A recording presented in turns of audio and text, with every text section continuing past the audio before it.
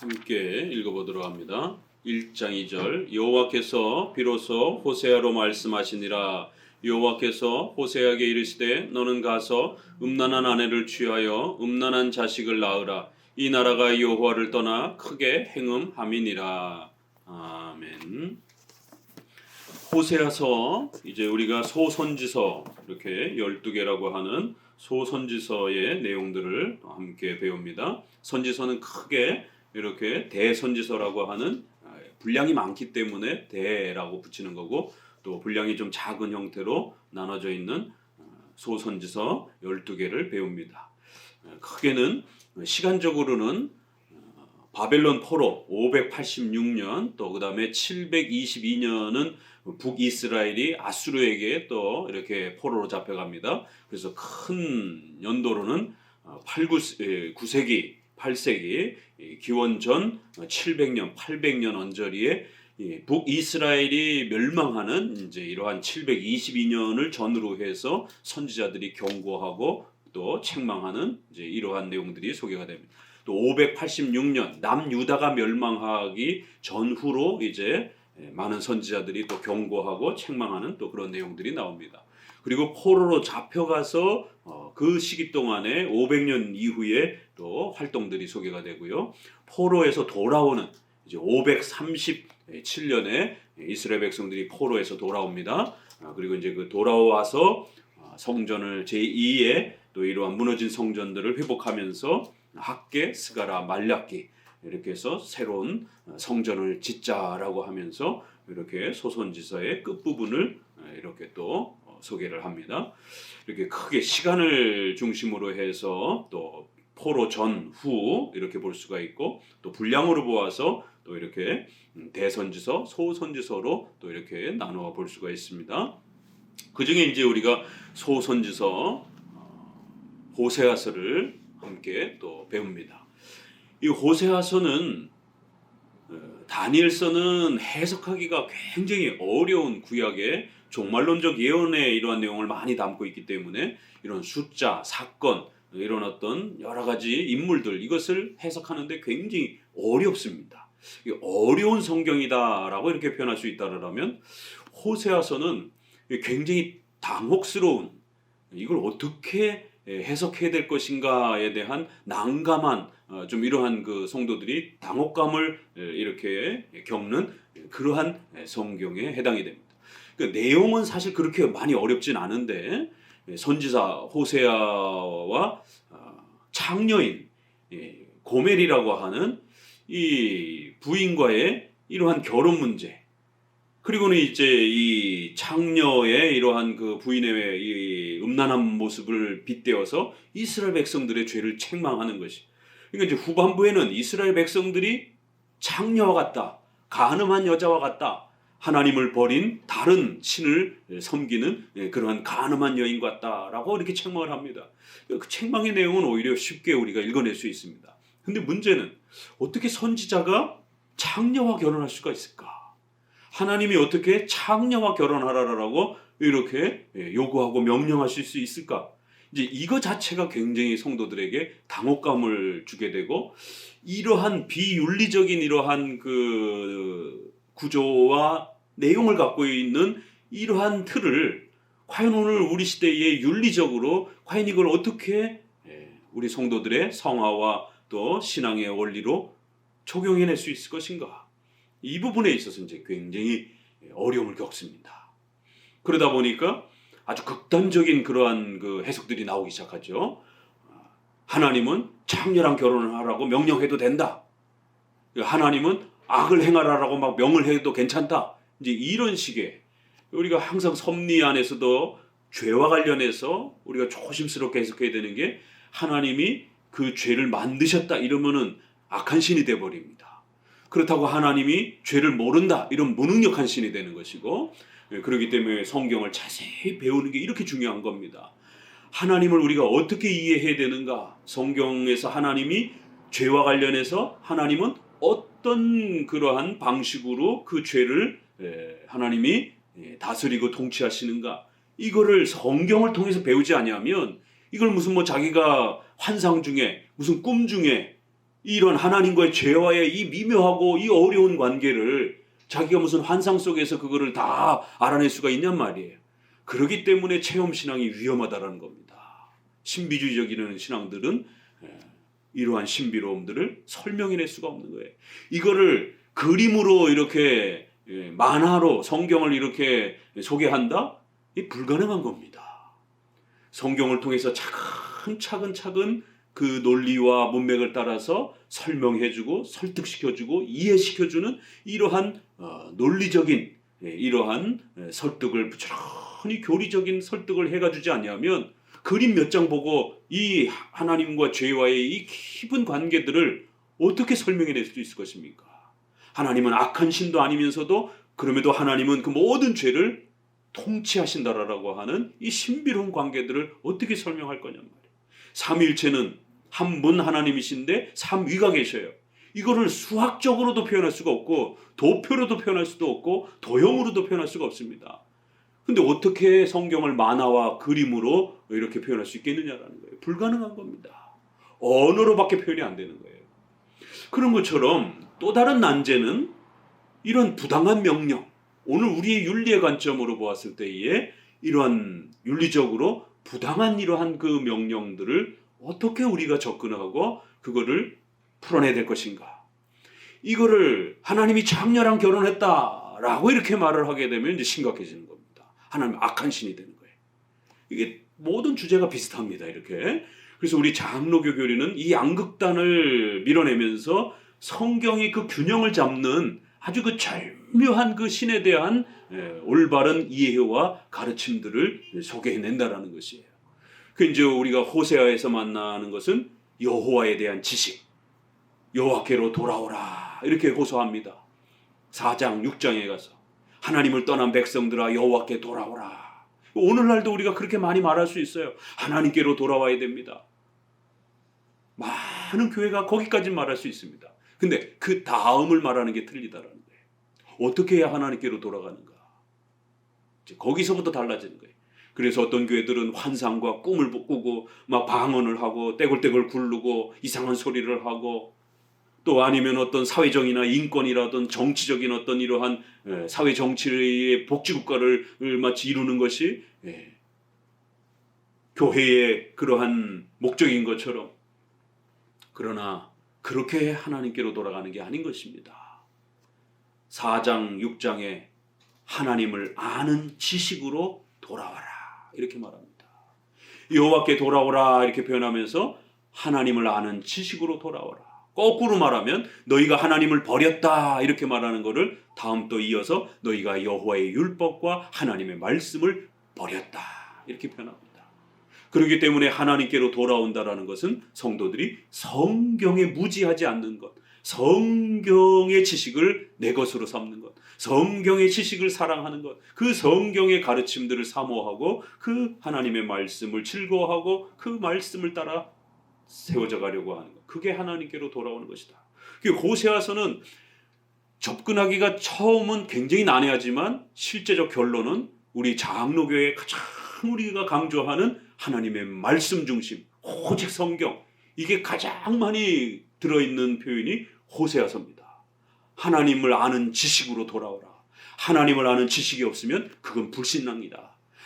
아무리 경건해 보여도 하나님을 아는 지식, 올바른 교리에 대한 지식이 없으면 그건 불신앙이라는 거예요. 그런데 오늘날 많은 사람들이 교리보다는 뜨거움이 더 중요하다. 교리보다는 삶이 더 중요하다.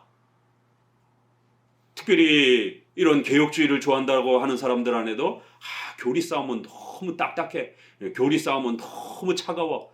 그래서 자기는 교리의 이러한 차가움보다는 자기는 경건함과 뜨거움이 하나님 앞에 헌신됨이 훨씬 더 훌륭하다라고 생각한다. 아니 그러면 교리를 제외한 하나님께 대한 헌신됨은 도대체 뭐냐란 말이에요. 그러니까 이러한 사고 자체가 기독교를 잘못 이해하고 있는 겁니다. 그래서 칼빈은 기독교 강요에서 경건한 무지함, 이건 신앙이 아니라는 거예요. 교리를 제외한 어떤 그 경건함은 그 무지함이라는 겁니다.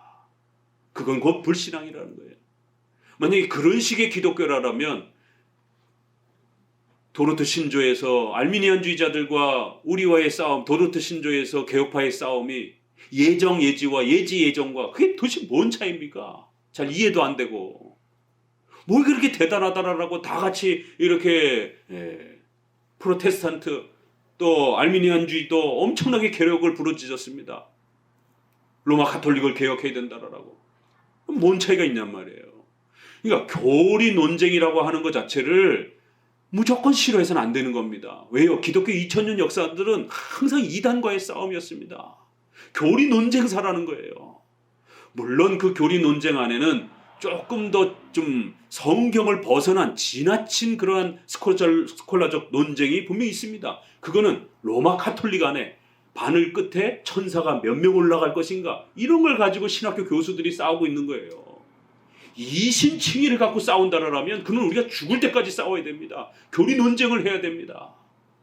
그렇지만 바늘 꼭대기 위에 천사가 몇 명이나 올라갈 것이냐. 왜? 천사가 육체가 있냐 없냐 이제 이거 갖고 이제 싸움을 하면서 수호 천사가 있냐 없냐, 수호 천사가 누구냐 뭐 이런 걸 가지고 싸움을 하는 것이.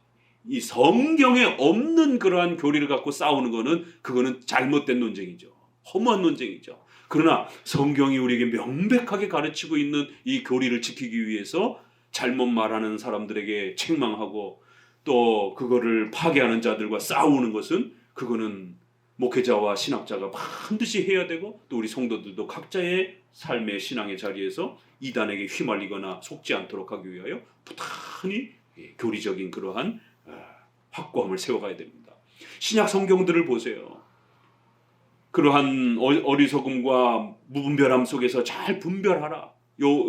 요한일서 4장에도 보게 되면 아무거나 막 믿지 말고 영들을 분별하라 이렇게 표현하잖아요.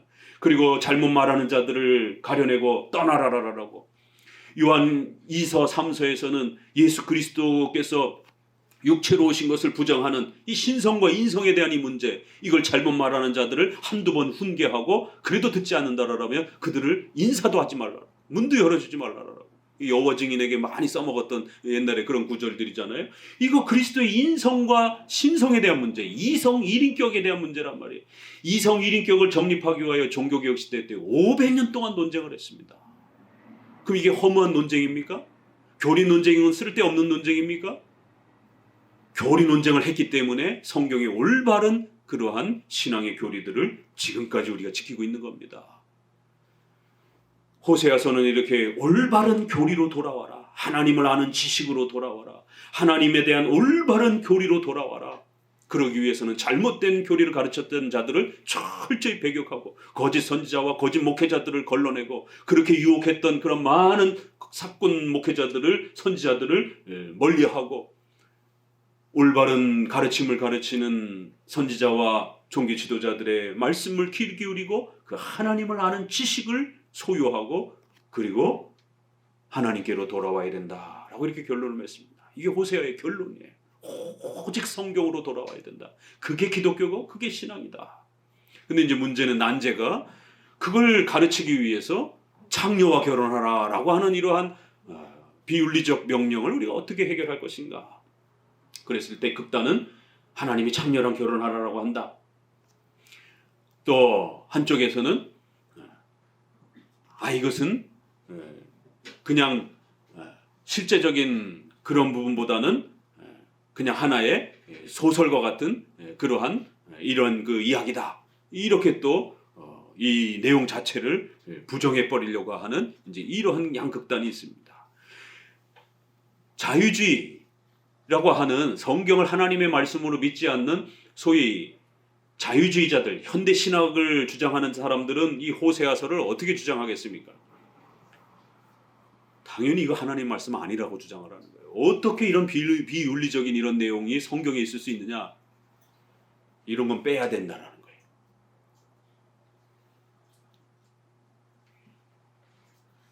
항상 조금 비윤리적인 이러한 그 우리 관점, 오늘 우리 시대의 관점에서 성경을 바라봤을 때 이해가 되어지지 않고 이렇게 좀 난해한 이런 부분들은 그건 성경 말씀이 아니다라고 해서 빼야 된다라고 말합니다. 창세기 38장. 자, 이 성적인 이러한 그 비윤리적인 이러한 부분들의 이 형식을 갖추고 있는 형태가 성경에 어떻게 또 소개가 되는가를 연결해 보면, 그럼 우리 입장은, 장로교 입장은 이걸 어떻게 해석해 왔는가를 조금 더 알 수가 있습니다. 오직 성경 호세아서가 가르치는 그 내용이 무엇인지를 집중해 보고, 또 왜 호세아서가 이렇게 선지자에게 이렇게 어마어마한 명령을 하나님이 명령하시는가? 그러면 호세아서만 보지 말고 전체 성경, 다른 성경에서는 이러한 비슷한 유형의 그런 명령들이 있는지, 그러면 호세아서만 보지 말고 다른 부분을 통해서 왜 하나님이 이런 명령을 하시는지에 대한 전체적인 그러한 또 하나님의 뜻을 우리가 찾아내면 되는 겁니다. 창세기 38장을 보세요. 시아버지 유다와 며느리 다말이 동침하는 사건이 나옵니다. 왜요? 아들들이 다 죽어가지고 범죄하여 하나님께서 징계하심으로 다 죽었습니다.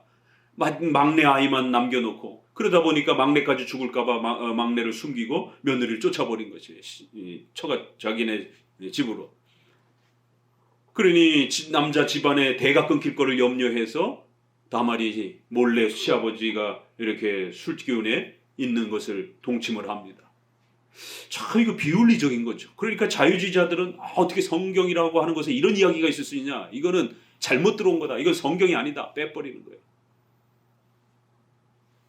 또 한쪽에서는 시아버지랑도 동침해도 된다, 이제 이런 식의 구약에 이게 성경으로 들어와 있으니까 오늘날도 이러한 다자성애, 동성애, 일부 다처 일부 다자성애는 이제 여러 남자 여러 여자가 이렇게 함께 성관계를 해도 된다. 이거 목사님이 반대하다가, 동성애 그 연대 그룹인데 그거 이렇게 반대하다가 목사님이 경찰서에 고발이 돼가지고 조사를 받은 겁니다. 동성애보다도 더 극단적인 자들이죠. 그래서 성인권에 대해서 젠더 이런 걸 주장하면서 성인권을 자유롭게 열으라라고 하는 이제 이런 주장에서 동성애가 있고 다자성애가 있고 소아성애가 있고, 그 다음에 가족성애, 가족들끼리 이렇게 아들이 엄마와 또 아버지가 딸과 또 이렇게 형제지간에, 이거 가족성애라고 그래요. 이 로마 시대에 보게 되면, 우리 조선 시대도 그렇잖아요. 왕가의 가문 바깥에 있는 혈통들은 피가 더럽다라는 거예요.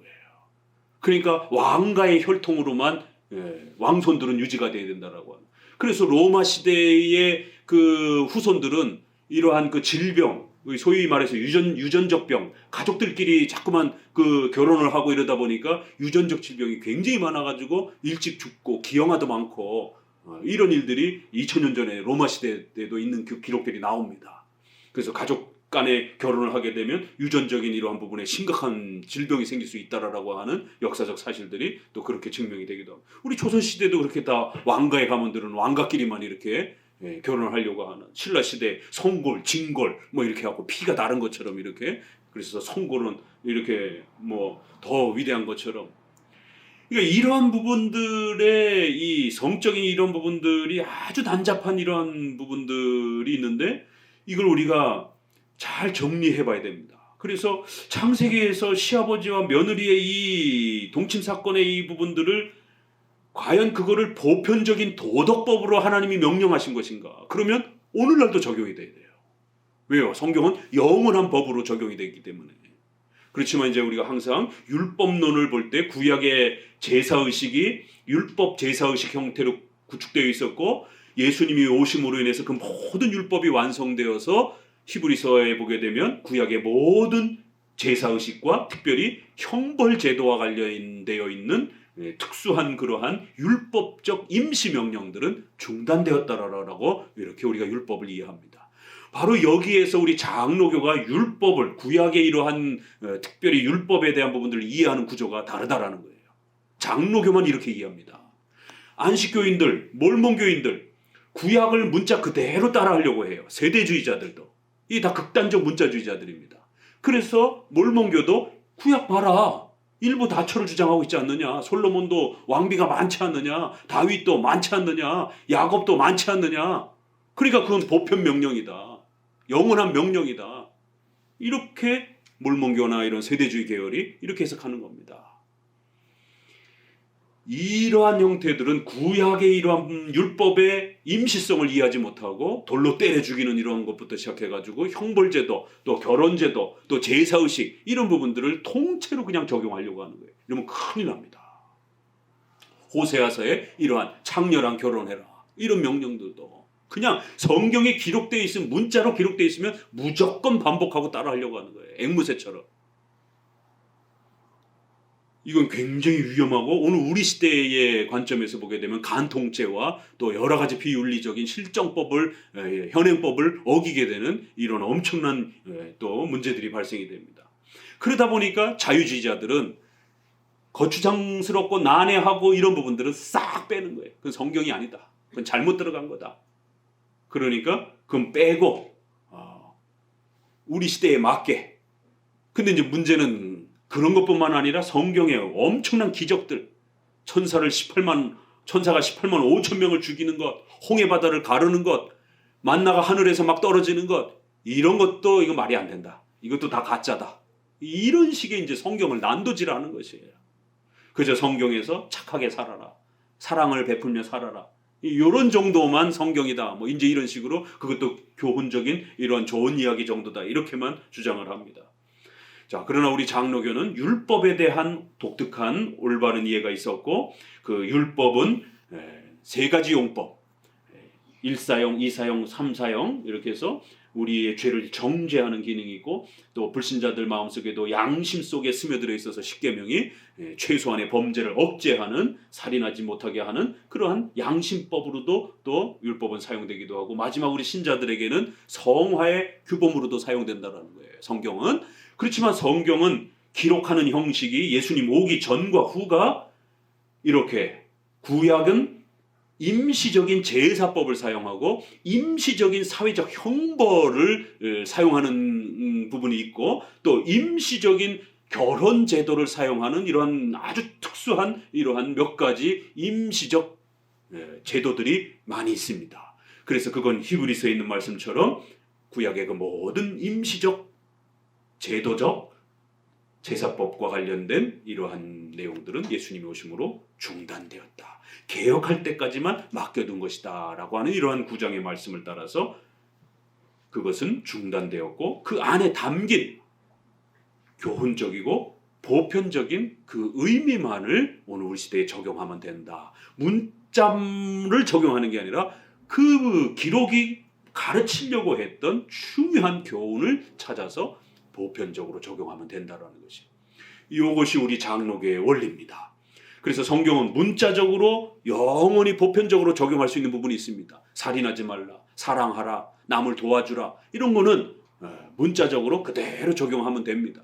그러나 제사법과 이러한 특수한 형벌법과 특수한 결혼제도와 관련된 구약의 이런 사회제도와 제사법과 관련된 율법의 임시적 그러한 사용으로 사용하셨던 그러한 제도들은 반드시 형식적 부분들은 중단되어야 되고, 그 교훈적인 것만 보편적으로 적용이 돼야 되는 겁니다. 요거를 꼭 명심하셔야 됩니다. 그렇기 때문에 이러한 호세아서와 같은 이제 이러한 부분들도 우리가 그러한 그 틀 안에서 해석하면 되는 겁니다. 하나님께서는 창세기에서 그렇게 이스라엘의 후손에서 중보자이신 메시아가 오신다라고 하는 약속을 창세기 3장 15절, 또 창세기 12장 1절에서부터 아브라함에게, 또 12의 지파가 야곱의 아들이 형성되고 난 다음에는 12지파 야곱의 가문에서, 또 그리고 그 12지파 중에 유다의 가문 속에서 이렇게 점차 좁혀가는 것입니다. 그것이 좁혀지기 전까지는 이스라엘 백성들 속에서, 아브라함의 자손들 속에서 후손이 온다라고 했기 때문에 이스라엘 여성들은 목숨을 걸고 그것을 하나님의 말씀으로, 그 시대 당시에는 믿음으로 그렇게 그거를 그리스도를 바라보는 겁니다. 그리스도께서 장차 우리의 이스라엘의 후손으로서 그렇게 하나님께서 이 땅에 오실 것이다라는 것. 그렇게 후손으로 오시기 위해서는 반드시 사람으로 오셔야 되기 때문에 남자아이를 낳아줘야 된다는 것. 그러니까 신약에서는 예수 그리스도께서 우리의 죄를 위하여 십자가에 죽으셨다라는 게 명백하게 드러나지만 구약에서는 이스라엘의 남자, 장차 이스라엘의 후손으로 태어나실 바로 하나님이신 성자 하나님이 이스라엘의 그러한 남자로 자손으로 이사야 보면 아기로 그렇게 태어나실 것이다 라고 약속되어 있기 때문에 장차 오실 그 그리스도를 섬기기 위해서는 반드시 이스라엘 여성들은 이스라엘 집안에 들어가서 장자를 낳아줘야 되는, 남자 아리를 낳아줘야 되는, 그게 구약의 의식적 형태의 그리스도에 대한 믿음이었던 겁니다. 제사가 그리스도의 십자가의 죽음을 가르쳐주는 그런 의식적 임시적인 그러한 구약의 형식인 것처럼 이렇게 결혼제도 중에 예수님이 이스라엘의 가문의 자손으로 오시기 때문에 반드시 이스라엘 여성들은 남자아이를 대가 끊기지 않도록, 대가 끊긴다라고 하는 것은 결국 중보자가 오시지 못한다라고 하는 이러한 엄청난 우리의 구원의 문제가 중단된다라고 하는 이러한 심각한 위기가 발생이 되기 때문에 이스라엘 여성들은 반드시 장자를 낳아줘야 되는 겁니다. 또 이스라엘 남자들은 반드시 또 그렇게 남자아이를 낳고 키워야 되는 이런 의무가 있고 그 질서를 지켜야 되는 겁니다. 예수님이 이스라엘 자손 가운데 오신다고 했기 때문에, 그래서 예수님이 오시고 난 다음에는 더 이상 이러한 결혼 제도가 보편적인 법으로 적용될 필요가 없는 겁니다. 성경에 기록되어 있지만 절대로 따라해서는 안 된다라는 거예요. 그래서 창세기 38장에 유다와 며느리 다말의 동침 사건은 단순한 윤리적인 동침이 아니라 이건 이스라엘의 가문이 아이들이 다 죽었기 때문에 시아버지를 통해서라도 유다 가문의 자손을 남겨줘야 된다라고 하는 이런 강력한 신앙 고백의 행위였지, 이게 무슨 성적인 어떤 그런 욕망 때문에 그렇게 행한 게 아니다라는 것이. 자, 그게 넘어가 봅시다. 이러한 성적인 그 독특한 임시적 의식적 그 명령이 룻기서에도 또 들어갑니다. 그러니까 이러한 장로교회의 소중한 율법에 대한 이해가 없다 보니까 오늘날 5월달만 되면 어버이 주간, 이제 다음 주 돌아오면 대부분 5월달 첫째 주간, 둘째 주간이 어버이 주간 이래가지고 룻기서를 전국에 있는 목회자들이 설교를 합니다. 시어머니에게 효도하면은 하나님이 복 주신다. 이건 전형적인 공로주의적인 설교인 겁니다. 우리가 열심히 하면 하나님 앞에 그렇게 물질적인, 그것도 기복주의적인 물질적인 복을 받는다. 시어머니한테 잘했더니만 이렇게 복을 받는다. 세상에 어떤 시어머니가 그렇게 몰인정하게 젊디 젊은 그 과부를, 그렇게 나이 많은 보아스가 나이가 많은 할아버지인데 그 가까운 친척에게 그렇게 늙은 할아버지한테다가 젊디 젊은 과부 며느리를 갖다가 그렇게, 그것도 남 몰래 정식 결혼도 아니고 보리를 이렇게 추수를 하고 난 다음에 이렇게 잠들려고 하고 있는 그 사이에 몰래 들어가가지고 그렇게 이불 깔고 두루누시라라고. 세상에 어떤 시어머니가 이렇게 부당한 명령을 하는 시어머니가 어딨냔 말이에요. 이러한 부당하고 비윤리적인 이러한 명령을 하는 시어머니도 희한한 거고, 그거를 받드는 다말도, 그 보아스도, 룻기도 왜 그런 순종을 하는가? 뭐 때문에 순종을 하는가? 젊은 그런 호라비한테 다시 재혼을 해도 되는데 왜 그런 나이 많은 할아버지에게 가가지고, 이렇게 성경의 룻기서에 이 도무지 이해할 수 없는 이러한 그 결혼의 어떤 명령들, 오늘날 관점에서 보게 되면 굉장히 불합리하지만 이것은 예수 그리스도께서 이스라엘 자손으로 오셔야 된다라고 하는 그 창세기 3장 15절, 창세기 12장 이러한 약속의 말씀을 지키기 위한 신앙적 행위였다는 거예요. 룻이 속해 있었던 그 가문은 유다 가문이었다라고 룻기서 이제 첫 절에 그렇게 시작합니다. 이 가문이 유다 가문이었는데 가문 때문에 이방 땅에 도망가 있다가 가나안 땅에 머물러 있으라라고 하는 그 하나님의 명령을 지키지 않고 먹고 사는 문제 때문에 이방 땅에 그렇게 피신해가 있다가 남편도 죽고 자식들도 다 죽은 거예요. 그래서 하나님 앞에 징계받았다라고 깨달으면서 회개하고 다시 이스라엘 땅으로 돌아오는 거예요. 과부 둘이 쫓아오다가 하나는 자기네 이방신을 섬기면서 자기 민족으로 돌아갔고, 그 중에 룻이 시어머니를 그래도 쫓아온 겁니다. 당신이 믿는 하나님을 나도 믿고 싶습니다 라고 이렇게 고백하면서.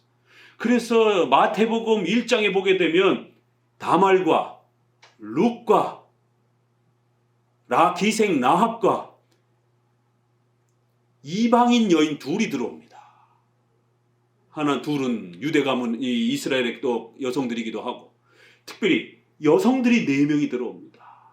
아주 부당한, 우리가 좀 덕스럽지 않은 그런 여인들이 4명이나 들어옵니다. 마태복음 1장에 예수님의 그 위대한 출생을 소개하는 그 가문에 주로 남자들을 중심으로 해서 그 어마어마한 족보를 정리하는데, 그것도 별 볼 일 없는 그러한 중요성이 떨어지는 남자들은 다 빼버렸어요.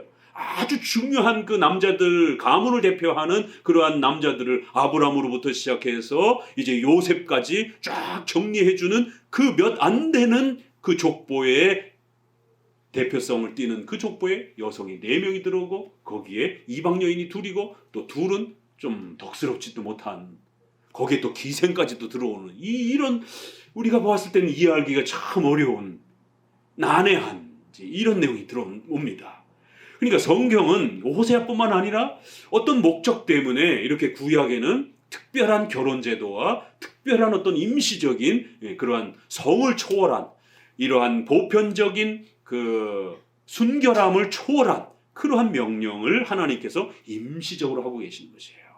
그래서 이것은 바로 룻기서에 있는 것처럼 유다 가문을 통해서, 야곱의 가문을 통해서, 12지파의 가문을 통해서 하나님이신 성자께서 우리를 구원하시기 위하여 인간으로 오신다라고 하는, 그래서 인간의 모습을 취하시기 위하여 유다 가문에서 아기로, 자손으로 오실 것이다라고 하는 구약의 메시아에 대한 소망이지, 이게 보편적인 어떤 7계명의 부부간의 순결의 성결혼에 대한 이런 보편 명령이 아니라는 것입니다. 이걸 꼭 정리해 두셔야 됩니다. 룻기서도 그렇고, 또 야곱 같은 경우도 라헬과 레아의 자매를 취하잖아요. 이게 오늘 이해가 됩니까? 어떻게 자매를 취합니까? 거기에 각각의 여종 2을 붙여서 4명의 부인을 통해서 12아들이 태어나는 거예요.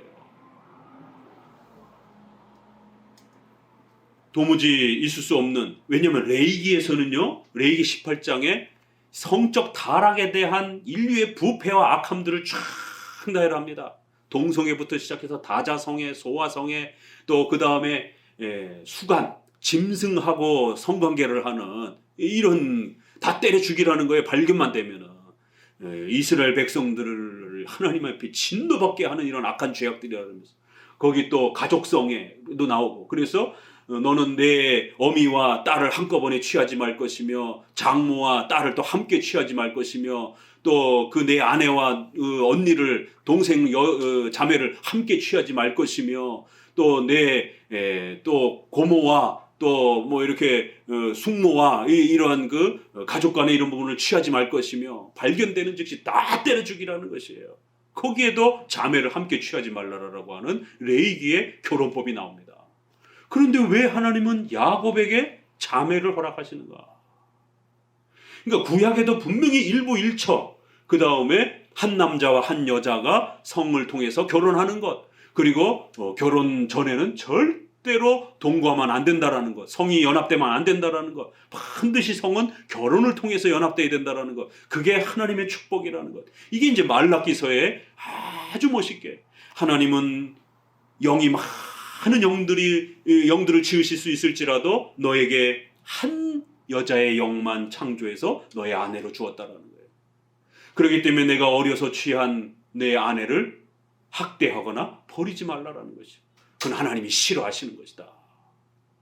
분명히 일부일처 결혼의 순결성이 무엇인지가 구약에도 신약과 동일하게 이렇게 소개가 됩니다. 그런데 그럼 구약에 이런 아브라함, 솔로몬은 가장 축복받은 왕이라고 하는데 왕비가 1000명이나 된다라고 이렇게 얘기를 한단 말이에요. 이거 어떻게 설명할 거냔 말이에요. 그렇기 때문에 구약은 설교하기가 쉽지 않은 겁니다.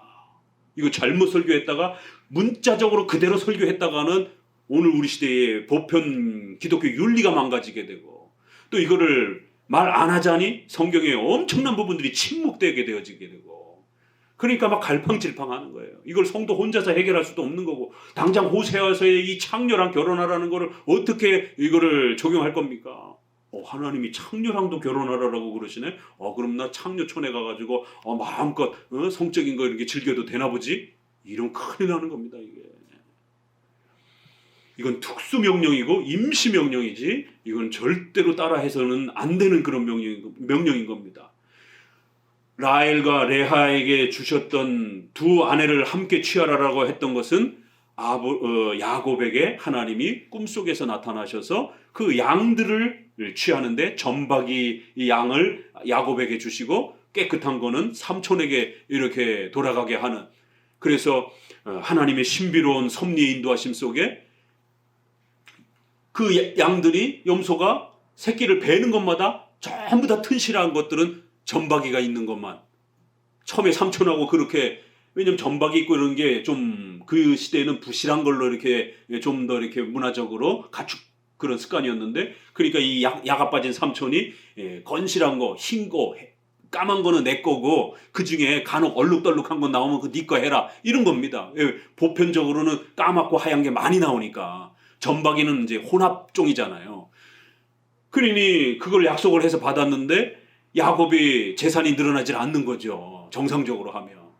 그런데 하나님이 꿈속에 나타나셔서 그렇게 내가 너를 축복해 줄 거라고 하면서 건실하고 튼튼한 양들이 태어나는 게 전부 다 점박이만 태어나는 거예요. 그리고 비실비실한 것들은 하얀색과 검은색이 태어나는 거예요.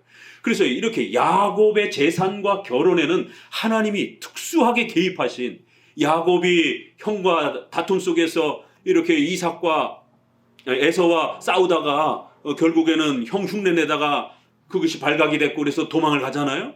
그런 과정 속에서도 하나님의 계시가 있었던 거고, 어린 자가 하나님을 섬기고 어린 야곱을 택할 거고 에서를 하나님이 버릴 것이다라고 하는 이 하나님의 계시가 있었던 거고, 그리고는 도망가서도 그 재산을 불리는 과정에도 하나님의 꿈속에서 나타나셔서 특별한 계시를, 야곱은 선지자이기 때문에. 그래서 성경에 있다고 해서 우리가 막 따라하면 안 된다라는 겁니다. 성경에는 임시법이 있고 특수명령이 있기 때문에. 그래서 야곱은 또 그 시대의 선지자인 겁니다. 모세가 등장하기 전까지는 전부 다 가족 중심의 족장 문화이기 때문에 그 족장들이 선지자 노릇을 했고, 장자에게 다 안수해서 그렇게 하나님의 계시를 전해주고 축복권도 다 그렇게 아버지가 이렇게 장자를 통해서 계속해서 계승해 왔던 겁니다. 그래서 야곱의 그 결혼 속에도 하나님께서 임시적으로, 왜요? 가문이 지금 간당간당하잖아요. 언제 죽을지도 모르는, 그냥 그 풍토병에 의해서도 그 아브라함의 자손들은 하루아침에도 다 죽을 수도 있는, 왜요? 자손이 퍼지질 않으면. 그래서 하나님은 구약의 임시적 결혼제도, 이러한 자매를 함께 취하고, 모세의 부모는 고모와 결혼한 모세의 아버지의 엄마가 학렬을 따지게 되면 고모와 결혼한 이런 형태고, 또 이삭과 리브가는 삼촌 형태의 이제 이러한, 아브라함의 자손은 이삭이지만 아브라함의 동생이었던, 가족이었던 그 다음 때이기 때문에 학렬로 따지면 조카뻘이란 말이에요. 이삭의 아내가. 아브라함의 이삭은 늦게 태어났기 때문에 이런 가족 간에, 또 라헬과 레아는 이종사촌, 외갓집, 이러한 엄마인 리브가 쪽에 가서 결혼을 하는 거기 때문에 이종사촌들 지간이란 말이에요, 라헬과 레아는. 그런데다가 또 자매를 함께 취하는 것이고. 그러니까 이제 이런 부분들이 구약에는, 오늘날에는 우리 결혼에 있어서 친인척 간에 이런 부분을 금지한다라고 웨스트민스터에 아주 분명히 이렇게 되어 있고, 그 친인척의 범위는 우리 한국의 현행법에 8촌, 친가 쪽은 8촌, 이러한 또 처가 쪽 이러한 그 쪽은 4촌 범위 내까지는 현행법에 결혼이 금지되어 있습니다. 동성동보는 풀렸지만 이러한 그 결혼의 이러한 그 또 일반적인 또 제도가 있는데, 성경에는 그런 부분을 초월하고 있단 말이에요. 그래서 이러한 많은 부분들을 당혹해하면 안 되고 이거는 자손을 낳아줘야 된다라고 하는 이러한 독특한 법. 그러다 보니까 촌수를 초월하기도 하고 때로는 시아버지와 며느리라고 하는 이러한 절체절명의 이스라엘의 유다 가문이 완전히 절멸될 위기 속에서 선택할 수밖에 없는 그러한 또 특수한 선택이 있었기도 했고 또 더 나아가서는 계대 결혼, 대를 이어준다라고 하는 형이 죽으면 남동생이 형수를 취해서 아들을 낳아주고 재산을 물려주는 그래서 이거를 형사취수법 꼭 기억해 두셔야 됩니다. 단어를 형이 죽으면 형수를 취해서 아들을 낳아준다. 아들을 낳아주는 게 이스라엘 남자들에게는 절체적인 사명인 겁니다. 또 여자들은 반드시 그 집안의 남자를 또 잉태해서 출산해 줘야 되는 게 의무인 것이고요. 이렇게 형사취수혼, 취수혼이라고도 하고 형이 죽으면 형수를 취해서 결혼을 한다. 그래서 형사취수법, 취수혼 이렇게 부르기도 합니다. 계대 결혼, 대를 이어주는 결혼이다 이렇게 표현하기도 합니다. 이러한 아주 독특한 결혼제도. 그래서 이스라엘의 가문이 대가 끊기지 않도록 최선을 다하는 거예요. 그건 성적인 문제도 아니고 그건 어떤 그 집안의 어떤 돈 때문도 아니고 그것은 바로 아브라함의 가문을 통해서 다윗의 가문을 통해서 유다의 가문을 통해서 아브라함의 자손을 통해서 중보자이신 메시아가 장차 우리를 구원하러 오실 것이다라고 하는 하나님이 인간이 되셔서 이 땅에 우리를 구원하러 오실 것이다라고 하는 그렇기 때문에 반드시 자손을 계승시켜 가야 된다라고 하는 구약의 그리스도에 대한 소망법입니다. 이게. 그래서 구약은 오실 메시아를 이런 식으로 바라보는 거예요. 우리는 예수님이 신약에 이렇게 오셨구나라는 오신 메시아를 또 보는 겁니다. 신약까지. 그리고 또 그 그리스도도 승천하셨습니다. 그리고 이제 재림 때 다시 오실 그리스도를 또 우리는 신인성을 가지신 그리스도를 소망하는 것입니다. 구약은 이런 의식법, 제사법 아래에서 짐승을 죽이면서 그 피를 흘리면서 계대 결혼, 형사 취소혼을 지켜가면서 잠깐은 이 일반적 가족관계의 이러한 촌수와 이러한 일반적 법을 초월하는 그러한 성적 윤리를 허용하면서까지 이스라엘 자손을 유지시켜야만 됐던 겁니다. 그래서 마지막에 가서는 75명이 되는 야곱의 그 자손들을 애굽에다가 그렇게 보내시고 거기서 200만 명이나 되는 어마어마한 인구로 불어나게 하신 것입니다. 그 전까지는 70명이에요. 이스라엘 족속이. 그 70명 그냥 내버려둬도 질병 걸려서 그냥 사라져 버립니다. 또 주변에 그러한 강도떼들이 달게 들어가지고 한 번에 그냥 공격해버리면 그냥 다 죽을 수 있는 거기에 여자들 빼면 반 거기에 또 노인들 애들 빼면 또 반 그러면 몽둥이 들고 싸울 수 있는 남자는 30명밖에 안 된단 말이에요. 그렇기 때문에 도적대들에게서 그냥 한 번에 다 죽을 수도 있는 그런 연약한 상태였단 말이에요. 그래서 하나님이 촌수를 초월하고 성을 초월해서 이스라엘 백성들이 가문이 끊기지 않도록 특수한 그러한 명령을 통해서 이스라엘의 자손이 계속 번성하도록 그렇게 배려하신 것입니다. 특수법이라는 거예요. 그래서 구약에 특별히 이러한 성과 관련된 여러 경우들이 나왔을 때는 아주 조심스럽게 읽어야 되고 다만 우리가 아가서 같은 경우는 좀 더 긍정적인 그런 부분이죠. 거기는 이제 여자와 솔로몬과 이렇게 신부가 결혼을 통해서 이런 성의 아름다움을 표현하면서 부부간의 그러한 성적인 즐거움과 아름다움을 그리스도와 우리 성도가 신랑과 신부의 이런 모습으로 아름답게 그려진 거예요. 그래서 거기는 신랑과 신부가 솔로몬과 술람미 여인이 부부가 돼서 그 나누는 사랑을 가지고 그걸 비유적으로 이렇게 사용했기 때문에 크게 문제가 되지 않습니다. 그건 아주 좋은 샘플을 그대로 그리스도와 우리 성도 간의 사랑으로 연결시킨 거기 때문에. 그렇지만 이 호세아서는 부정적인 샘플로 사용한 겁니다. 그래서 특별한 이러한 성의 이러한 의식적 임시적 법들이 있었다라고 한다라면 이러한 여러 가지 남녀의 성과 관련된 이러한 방식들을 하나님이 자주 사용하시곤 하는데 때로는 이 그리스도를 계승하고 그리스도를 오실 것을 소망하면서 그 자손을 보존해주는 그러한 결혼법으로도 사용하기도 하고, 때로는 이렇게 그리스도와 신부들, 성도들, 또 하나님과 백성들, 이 사랑의 관계를 가장 잘 표현해 줄 수 있는 이 땅에서의 샘플은 부부 사이의 사랑밖에 없는 거예요.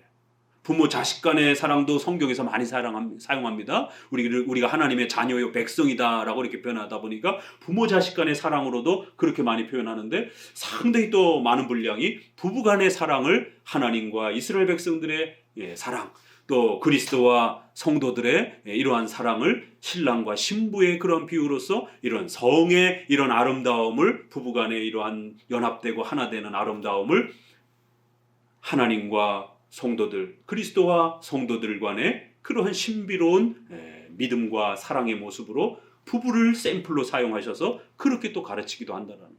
그러니까 두 가지입니다. 성과 관련된 이러한 부분들이, 하나는 그리스도를 중보자로 오시는 그리스도를 가르치기 위하여 이스라엘 자손에 대한 그러한 법으로 명령하는 이러한 특수법으로 사용하기도 하고, 또 우리 신앙의 규범, 칭의나 믿음, 성화, 이런 거를 구원의 원리를 가르치기 위하여 하나님을 지극히 우리가 사랑하고 믿음으로 하나님을 사랑해야 하고 예수 그리스도를 사랑해야 된다라고 하는 이런 칭의나 성화의 구원에 대한 이런 믿음을 가르칠 때에 부부 사랑을 샘플로 사용하여서 우리가 신랑을 맞이하는 것처럼 이렇게 표현하고, 대신 반대로 부정적인 샘플은 마치 부부가 정조를 지키지 않고 남편이 있는데 이렇게 여러 남자를, 외간 남자를 이렇게 받아들였을 때 간음한 또 창녀처럼 이렇게 표현하고, 또 거꾸로도 마찬가지죠. 그렇기 때문에 절대로 부부간의 신의를 지켜야 된다. 그건 곧 하나님과 우리가 믿음으로 사랑을 지켜나는 것이다 라고 이렇게 좋은 샘플로 소개하고, 또 나쁜 샘플로는 마치 부부가 금이 가고 깨어지고, 그래서 부부가 서로 다른 남자와 여자랑 그렇게 간음을 행해서 서로에게 엄청난 상처와 아픔을 줘서 그 가정이 파탄나는 이러한 부정적 비유를 하나님과 우리 성도들 간의 이 사이가 깨어지고 불신앙이 초래하고, 그래서 하나님의 마음을 아프게 하고 하나님 외에 다른 신을 섬기는 이런 간음한 행위로 부정적인 샘플로 또 그렇게 사용한다는 거예요. 자, 그렇기 때문에 호세아서의 이 창렬한 결혼하라라고 하는 것은 단순한 도덕적인 7계명의 명령이 아니라는 것을 꼭 기억하시고, 자, 그러면 이제 호세아서의 이제 이러한 내용들을 우리가 어떻게 접근해야 될 것인가? 그게 이제 호세아서의 오늘 교재에 서론적으로 그렇게 나타나는 내용, 기록된 내용입니다. 오늘은 교재를 좀 읽으면서 이제 이런 문제들을 정리해 드리겠습니다. 최근 출간된 구약 성경 해설 이 책을 서론 부분을 읽어드리면서 소개합니다.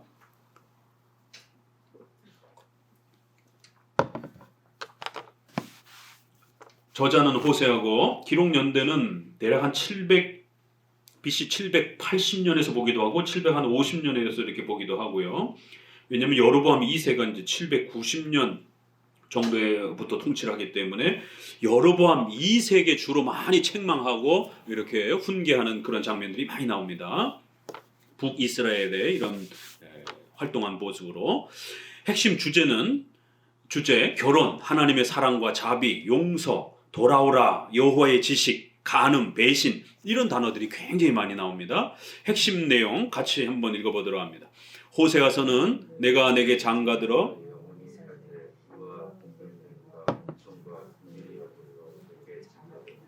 말씀처럼 이스라엘에 대한 하나님과의 관계를 인간의 가장 친밀한 관계인 남편과 아내로 묘사하여 하나님의 사랑을 강조한다. 따라서 본서의 가장 중요한 단어는 간음, 사랑, 하나님을 아는 것, 말씀 등이다. 호세아서 2장 19절에 하나님이 우리에게 장가들었다 이런 표현을 쓰는 거예요. 그래서 구약에는 이렇게 부부관계로 하나님과 우리와의 믿음의 이러한 사랑의 관계를 이렇게 표현합니다. 신랑과 신부의 이러한 모습으로. 하나님은 호세아가 부정한 여인 고멜과의 결혼 생활을 하도록 명령하셨고, 호세아는 가정 생활을 통하여 고통을 받았다. 하나님은 호세아의 마음이 부정한 아내로 인하여 고민과 환멸과 분노와 치욕으로 가득 차게 했다. 그러나 하나님은 호세아의 개인적 고민에 비극적 경험을 이끌어 여호와께서 이스라엘을 향해 가지시는 감정을 이해하도록 하였다. 이스라엘의 우상 숭배 행위는 하나님께 대한 영적 간음이며 이런 행위에 대해 하나님께서 얼마나 마음 아파하시는지를 제시하셨다. 이런 이유로 간음이라는 단어가 16번이나 등장하며 정결함에 대해서 강조한다. 이런 과정을 통해서 호세아는 에브라임이여 내가 어찌 너를 놓겠느냐, 이스라엘이여 내가 어찌 너를 버리겠느냐, 내가 어찌 아드마같이 놓겠으며 어찌 너를 스보임같이 두겠느냐, 내 마음이 내 속에서 돌아서 나의 국률이 온전히 불붙듯 하도다라는 말씀과 같은 여호와의 구속적인 사랑의 격렬하심과 불변하심을 깨닫게 한다. 이처럼 호세아서는 부부관계의 신뢰와 간음의 문제를 하나님께로 연결을 하여 하나님의 사랑과 신실함을 증거했다. 꼭 기억해야 됩니다. 자, 그럼 핵심 구절은 1장 2절에 음란한 아내를 취하라, 이런 아주 독특한 명령. 또 그 다음에 4장 6절 내 백성이 지식이 없으므로 망하는도다. 내가 지식을 버렸으니 나도 너를 버려 내 제사장이 되지 못하게 할 것이며 내가 내 하나님의 율법을 잊었으니 나도 내 자녀들을 버릴 것이다. 호세아 6장 1절 오라 우리가 여호와께로 돌아가자, 이런 표현. 6장 6절 나는 인애를 원하고 제사를 원치 아니하며 번제보다 하나님을 아는 것을 원하노라. 구약엔 분명히 제사 명령이 있었던 시대인데 제사보다 더 중요한 게 있다. 그건 하나님을 아는 것이다. 호세아서 14장 1, 2절 이스라엘아 하나님께로 돌아오라, 이러면서 어떻게 돌아가야 됩니까? 그러니까 너는 말씀을 가지고 여호와께로 돌아오라. 무지한 상태로 돌아오면 안 된다라는 거예요. 반드시 하나님에 대한 지식, 교리에 대한 올바른 지식을 가지고 신앙으로, 교회로 그렇게 하나님께로 돌아와야 된다는 겁니다. 자, 3장 특징을 보면 이제 말씀드렸던 난의 문제, 호세아의 결혼 문제. 호세아의 결혼은 상징인가 진짜인가? 호세아의 가장 큰 논쟁점은 호세아의 결혼이 실제적인가 아니면 상징이나 비유적인가 하는 것이다. 결혼 이야기는 호세아 1장 2절 9절과 호세아서 3장 1절에서 3절 두 곳에서 언급이 되는데, 이 중에 너는 가서 음란한 아내를 취하라 라는 2절의 명령의 문제를 어떻게 해석하는가에 많은 어려움이 있다. 신학자들 사이에서는 호세아의 결혼 문제에 대해서 통일된 견해가 없이 이렇게 두 가지로 나뉜다. 첫째는 호세아의 결혼이 실제로 있었던 일이며 따라서 역사적인 사실이라는 견해이다. 이 견해도 둘로 나뉘어져서 우선 정결한 여인이 결혼 후 부정하게 되었다는 것과 처음에는 순결한 여인이었는데 결혼이 파탄이 나가지고 그 여인이 창녀가 됐다라는 것이에요. 이제 이렇게 해석하는 입장이 있고, 다음으로는 이미 부정한 여인, 창녀와 결혼하는 것으로 이렇게 나누기도 한다. 이들은 부정한 결혼의 명령에 다소 무리가 있어도 역사적 실제 사건으로 보아야 다른 성경의 역사적 사건들과 균형을 이룰 수 있다라고 주장한다. 그러니까 이제 이 주장을 우리가 완전히 비성경적인 것이다 라고 이렇게 하진 않아요. 그러니까 우리가 수용 가능한 정도가 이 두 가지라는 겁니다. 그래서 실제적인 사건을, 역사적 사건을 강조하려고 하는 이분들은 조금 우리가 이해하기는 어렵지만 구약에는 워낙 특수한 명령들이 많다 보니까 이것도 좀 우리가 특수한 명령으로 이렇게 예외적인 어떤 그런 명령으로서 선지자에게만 그렇게, 왜냐하면 선지자는 자기 몸, 자기 가정, 자기 자식, 이 전부가 계시의 수단입니다. 구약을 보면. 그래서 이사야서도 보게 되면 자기 자식이 죽잖아요.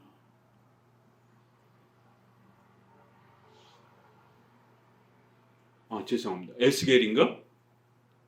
에스겔. 이사야서는 또 자기 자식이 이렇게 태어나는데 그 태어나는 그 순서대로 자식들을 이름을 집니다. 그 중에 하나가 임마누엘이라고 이름을 지어라.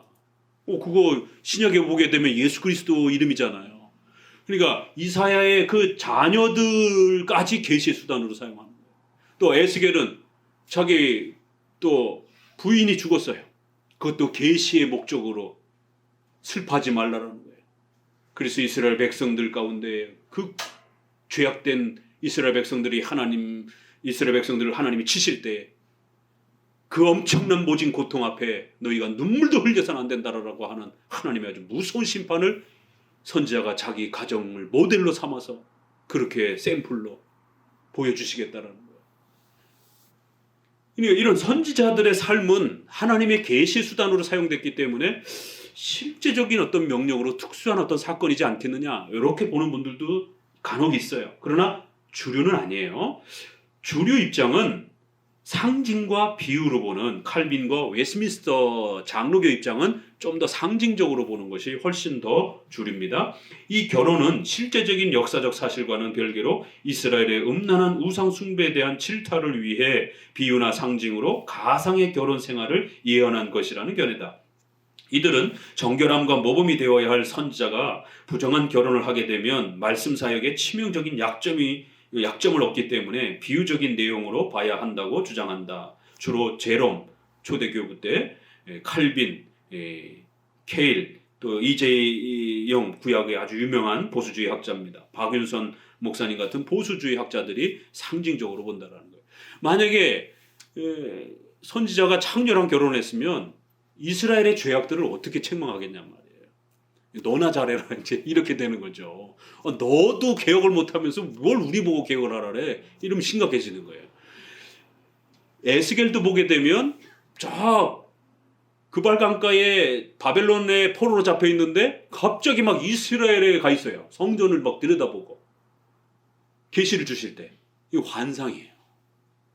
환상도 받기 때문에 음성도 받기도 하고 환상이라든가 꿈을 통해서 계시를 받는단 말이에요. 선지자들은. 그렇기 때문에 에스겔도 저 바벨론의 포로로 잡혀 있는데 환상 속에 천사의 인도를 통해 가지고 이스라엘 백성들이 어떤 범죄를 하고 있는지 지금 성전이 어떤 상태인지를 성전에 막 들락날락하면서 그 이야기들이 쭉 펼쳐져 갑니다. 우리가 문자적으로 그걸 보지는 않습니다. 그건 환상 속에서 그렇게 이스라엘에 들여다보고 있는 걸로 봅니다. 이런 것처럼 선지자들은 아주 특별한 환상과 이런 형태로 또 계시를 받기 때문에 이거는 실제적인 어떤 결혼이기보다는 이스라엘 백성들의 죄를 지적하기 위한 하나님 앞에 이스라엘 백성들은 창녀와 같다라고 하는 것을 비유적으로 가르치기 위해서 이러한 독특한 모델을 선지자에게 창녀랑 결혼하라라고 하는 이런 독특한 환상을 주심으로 결국 선지자가 그걸 계시의 내용으로 이스라엘 백성들을 꾸짖는 이제 그런 하나의 이렇게 비유적, 상징적 그러한 표현으로 사용했다라는 겁니다. 이런 표현들은 이사야, 예레미야 또 에스겔에도 많이 나옵니다. 여러 가지 그 상징적 비유들을 도구를 사용해 가지고 또 이렇게 하기도 하고 또 환상의 어떤 상징들을 이렇게 이야기해 주기도 하고 그러니까 이제 그런 차원에서 보게 되면 계시의 어떤 독특한 수단으로 이러한 아주 황당하고 굉장히 충격적인 어떤 이러한 그 샘플을 딱 던져놓고 너희가 바로 하나님 앞에 이와 같은 창녀들과 같다. 이제 이러면 이제 백성들이 더 놀라면서 들을 수 있도록 이런 하나의 상징적 도구로 사용하는 것이 맞다. 이게 이제 주 입장입니다. 그렇지만 이제 실제적인 역사적 사건을 좀 더 강조하려고 하는 요 실제로 창녀랑 결혼한 명령으로서 특수 명령으로 좀 보는 정도 차원까지는 또 개혁주 안에서도 일부 이렇게 인정하기도 합니다. 그 다음 1장과 3장의 여인은 같은 여인인가 다른 여인인가 두 번 창녀랑 결혼하는 장면이 나와요. 그래서 호세아의 결혼 문제는 아내가 한 명인가 아니면 두 명인가 하는 또 다른 논쟁이 있다. 그것은 3장 1절에 다시라는 말 때문에 3장의 여인을 다른 여인으로 보는 주장이 발생했다. 1장은 고멜이며 3장은 이름이 알려지지 않은 여인과 재혼한 것이라고 해석한다. 그러나 우리 장로교 보수주의 견해는 1장과 3장의 여인은 같은 여인인 고멜로 해석한다. 3장은 고멜이었던 두 번째의 간음 행위로 데려다가 또 다시 부부관계를 유지했는데 이게 또 그냥 옛날 버릇 또 나왔고 창녀 행위를 또 한 거예요. 이렇게 이스라엘 백성들이 얼마나 타락했는지 한번 용서해가지고 하나님이 다시 기회를 줬는데 또 이방신을 섬기는 이제 이러한 우상 숭배를 고멜에 여러 번에 걸친 창녀 행위를 이렇게 빗댄 것으로 이제 해석을 합니다.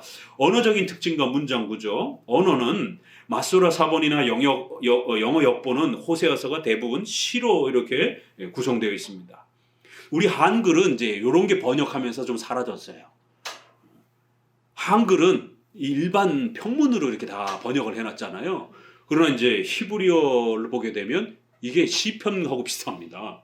이런 이야기를 시적인 형태로 이걸 우리가 서사시라고 그러잖아요. 막 이렇게 소설을 쓰는데 그게 시의 어떤 운율을 따라서 이렇게 소개를 합니다. 그러면 아주 더 세게 이렇게 이런 리듬과 멜로디 개념을 가지고 아주 강렬한 이런 그 효과가 있습니다. 그래서 시적인 어떤 이런 운율을 갖고 표현되어 있습니다. 1장부터 3장은 일반 이렇게 평문인데 4장부터 마지막은 시의 형태로 되어 있습니다. 그래서 아주 더 감동적이고 더 아주 충격적이고 더 아주 센 이러한 직설적인 이러한 책망의 형태가 강하게 이렇게 표현이 됩니다. 그래야 3인칭, 1인칭을 번갈아 가며 쓰기도 하고 또 간음, 음란이라는 단어가 16회 이상, 돌아오라는 말이 15회 이상. 이게 핵심 키워드인 겁니다. 그래서 문장 구조, 호세아서는 크게 두 부분으로 나누는데요. 1부는 1회부터 3장까지 호세아와 부정한 여인의 창녀인 고멜과의 결혼을 통해서 하나님과 자기 백성의 관계를 결혼 관계로 비유하고, 2부의 4장부터 14장까지는 음란한 백성들의 우상 숭배와 타락을 지적하는 부분이다.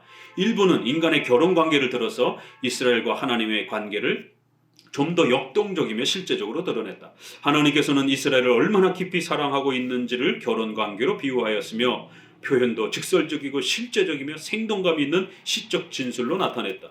2부는 북왕국의 우상숭배의 죄에 대한 분노가 가혹하고 맹렬하게 표현되어 있다. 우상숭배는 타락하고 죄를 지은 백성들의 비참함을 강조하기 위해서 다양한 비유들로 제시하였다.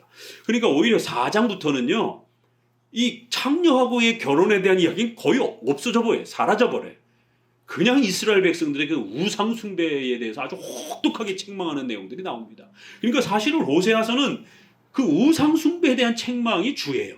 근데 이제 요 3장까지 독특한 결혼의 어떤 샘플이 있다 보니까 굉장히 좀 당혹하고 난해한 것이죠. 그러니까 이제 그거를 잘만 우리 성경 전체 안에서 이런 독특한 명령을 어떻게 다루는가를 잘만 이해하면 호세아서는 사실 뒷문장 4장부터는 그렇게 어렵지 않은 내용들입니다. 자, 호세아의 초점, 우상숭배, 곧 영적 간음으로 이렇게 취급하는 겁니다. 호세아에서 가장 심각하게 책망하는 죄는 우상숭배다. 호세아서 1장 2절에 이 나라가 여호와를 떠나 크게 행음하였다. 이게 벌써 첫 절에 이렇게 서문처럼 소개가 되는 겁니다.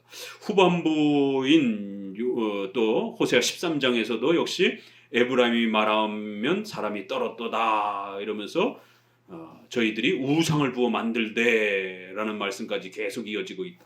북이스라엘은 여로보암이 최초로 단과 베델에 금송아지를 만들어 세우고 산당 제사를 드리며 각종 우상 숭배를 시작한 이후로 본서의 배경이 되는 여로보암 2세 때까지 수많은 가나안의 미신들과 각종 우상들을 혼합시켰다. 호세아는 이스라엘 죄악의 책임을 백성들뿐만 아니라 종교 지도자들에게까지 확대했다. 그는 국가의 멸망 원인이 종교 지도자들의 부패 때문이라고 지적한다. 여로보암 2세는 북이스라엘 왕조 가운데 국가적으로 경제적으로 가장 큰 번성을 이룩한 시기였다. 물질적 풍요는 신앙의 변질과 나태함을 몰고 왔다. 또한 그는 사회적 부조리가 우상 숭배에서 기인한 것이라고 한다. 왜냐하면 우상 숭배에 의해서 하나님과 백성 사이의 관계가 파괴되고 또 그것을 방조내지는 스스로 우상 제사를 주도한 종교 지도자들에 의해서 사회적 부조리가 파생하게 되었기 때문입니다. 따라서 이들의 부패한 모습은 도적질, 달궈진 화덕, 뒤집지 않은 전병, 어리석은 비둘기, 버려진 광야의 상품 포도, 자신의 길을 따라 자라는 포도나무, 길들여진 암소, 이런 많은 비유들로 소개됩니다. 이스라엘 백성들의 문제는 하나님께 제사를 드리지 않은 것이 아니라 오히려 하나님을 찾으면서도 이방 제사와 혼합시켰다는 데 문제가 있습니다. 백성들은 가나안인들의 미신 숭배에 대한 영향으로 타락해서 여호와와 바알 숭배를 섞어버렸다. 결국 하나님과 바알은 다른 점이 없었고 더 나아가 그들은 하나님을 바알이라고까지 부를 정도였다. 이스라엘인들은 호세아서 2장 8절에 곡식과 새 포도주와 기름은 내가 저에게 준 것인데 저희가 바알을 위하여 쓴 은과 금문도 내가 저에게 더하여 준 것이오늘 저가 알지 못하도다 라고 하여 하나님과 바알을 섞었던 거다. 즉 가나안인들과 같이 신을 바알이라고 부르면서 가나안 문화에 적응해가는 것이 생활에 유익하고 실제적으로 더 우월하다고 생각했다. 이들은 의식주와 관련된 풍요로움을 더 이상 하나님께서 주신 것이 아니라 가나안의 농경신, 보호신, 생산의 신인 바알, 아세라가 준 것이라고 생각했다. 마침내 그들은 그날에 내가 나를 내 남편이라고 일컫고 다시는 내 바알이라 일컫지 아니하리라는 말씀처럼 하나님을 나의 바알이라고까지 그렇게 불렀다. 이런 우상 숭배에 대해서 호세아 11장은 선지자들이 저희를 부를수록 저희가 점점 멀리하고 바알들에게 제사하며 아로 새긴 우상 앞에 분향하였다라고 비판했다. 결국 이스라엘의 우상 숭배 범죄는 하나님의 진노를 일으켰다. 이미 호세아서 1장 4절에 내가 이스라엘의 피를 예후의 집에 갚았으며 이스라엘 족속의 나라를 패할 것임이라고 예후 왕조의 종말을 경고하신 것처럼 살룸이 스가랴를 살해함으로 요아스, 여로보암 2세 스가랴로 이어지던 왕조가 멸망된다. 더불어 유상 숭배에 대한 책망을 강화시키기 위해서 사마리아가 그 하나님을 배반하였으므로 형벌을 당하여 칼에 엎드러질 것이요. 그 어린아이는 부서뜨리며 그 아이벤 여인은 배가 갈리울이라고 경고를 제시했는데, 이런 말씀은 구약 성경 중에서도 가장 엄중하고 무서운 심판의 내용이다. 아이벤 여인의 배를 갈라가지고 애도 죽이고 엄마도 죽일 것이다, 산모도 다 죽여버릴 것이다라는 거예요. 이렇게 무시무시한 하나님의 심판으로 호세아서가 소개가 됩니다. 오늘날 결국 하나님을 섬기면서도 수많은 혼합주의로 기독교가 변질되어 있는 기복주의와 온갖 기독교적 미신, 샤머니즘, 이렇게 결국 이방신과 혼합되어 있는, 또 현대의 수많은 이런 실용주의적인 이런 잘 먹고 잘 사는 걸로 이렇게 번영의 이러한 그 형태로 혼합되어 있는, 교회만 다녀서는 안 돼 이러면서도 또 다른 방법을 섞어가지고 그렇게 신앙생활하는 이런 혼합주의 신앙을 책망하는 것입니다. 오늘 호세아서 서론을 간략하게 먼저 함께 또 보면서 호세아서를 우리가 어떻게 접근해야 되는지, 또 특별히 굉장히 난해하고 당혹스러운 이러한 성과 관련된 이런 문제들을 구약 전체에서는 어떻게 특별히 다뤄왔는지, 예수 그리스도에 대한 또 이러한 오심과 관련해서 자손을 이어주는 계대 결혼의 목적으로, 또 한편으로는 하나님과 이스라엘 백성들, 그리스도와 성도들의 또 이러한 신앙, 구원에 대한 이러한 그 샘플로 이렇게 또 비유적으로 사용하는 성에 대한 그러한 독특한 구약의 이러한 특징들을, 율법적인 그러한 구조와 특징들을 잘 이해하면서 접근하셔야 된다는 것. 그렇지만 그 핵심 내용들은 이렇게 오직 성경 중심으로 신앙생활을 해야 한다라고 하는 아주 중요한 또 교리가 핵심적으로 가르쳐지고 있다는 것을 또 잘 기억하시면서 또 우리가 앞으로 호세아서의 이 풍성한 내용들을 또 함께 배워가 보도록 합니다.